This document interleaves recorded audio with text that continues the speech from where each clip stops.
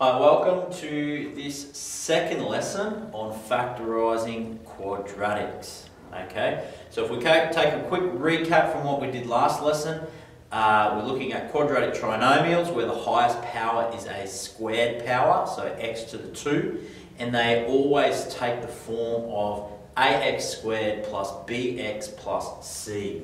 A being this number here, b being this number, and c there. So ax squared plus bx plus c. If you don't know what I'm talking about, drop back and have a look at our first lesson and that'll get you up to speed. But this time, what we're looking at here is in that area, in that spot where the a is, where that constant is, we're looking at a number now that is greater than 1. So that's going to change what we're doing a little bit. Okay, so when we do these, what we're looking for is still a number that adds to give b, or that number there, but this time we're looking for a number that multiplies by a times c, whatever that answer is, because this greater number here, greater than 1, changes the factoring a little bit. So let's go and have a look at a couple of examples.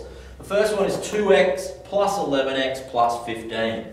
So step number 1 is we're looking for two numbers that add to give 11, okay, which is in our B position, and multiply to give 30. Where did I get 30? That is 2 times 15. Okay, so two numbers that add to 11 and multiply to 30. So we're going to go through those factors of 30.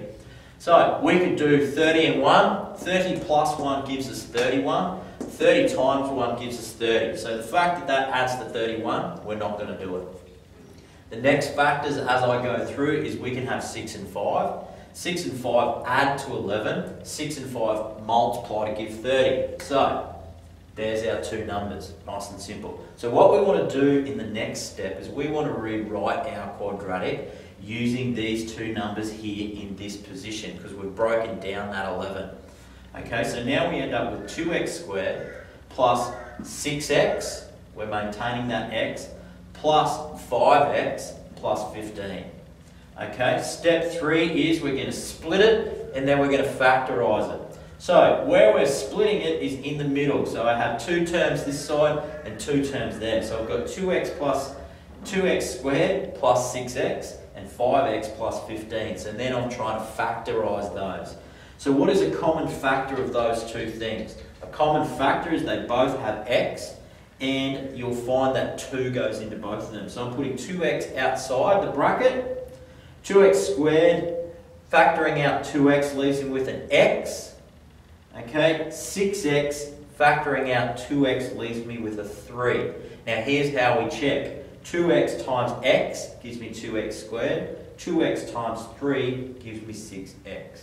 Nice and simple, okay? And here's a little pointer for you. What we're trying to do is get this x plus 3 over here as well. Okay, so 5x and 15. A common factor is 5. So we put 5 on the outside. 5x divided by 5 leaves me with an x. 15 divided by 5 leaves me with a 3. So I've got that there both times. Alright, and the last step in our factoring is, here's one of the common factors. Let's write it down. The other common factor is the 2x plus 5. 2x plus 5 and x plus 3 is our answer. Pretty nice and simple, really. Let's have a look at one more example. This one, 3x squared minus 6x plus 3. Okay, step 1.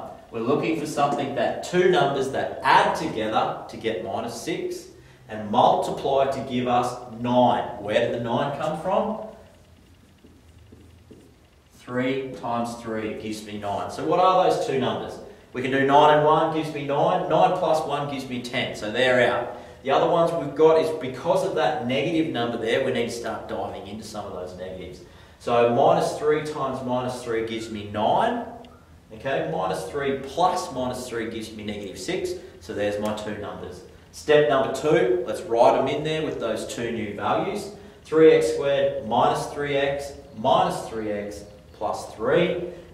Down here, split and factorise. So 3x squared minus 3x here, let's factorise it. What is common? X is, the other common factor is 3. So 3x is our common factor. 3x squared divided by 3x leaves me with x left over. 3x divided by 3x leaves me with negative 1. Okay, negative 3 divided by 3 gives me negative 1. Okay, so doing it over this side, a common factor is minus 3. Okay, negative 3x divided by minus 3 gives me x. Okay, and 3 divided by negative 3 gives me minus 1. Remember my handy hint before was I was looking to get these two to be the same. And step forward, so let's write them down. So 3x minus 3 and x minus 1. There are our two factors. Okay, nice and simple. Let's have a look at two practices for you to go and have a go at. Come back after the break and we'll go through the answers. Here's our practice questions really quickly.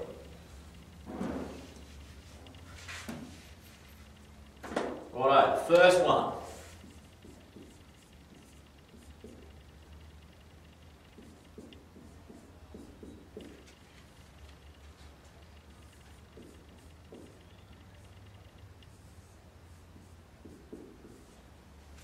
Okay, so two practice questions very quickly. 4x squared plus 4x plus 1.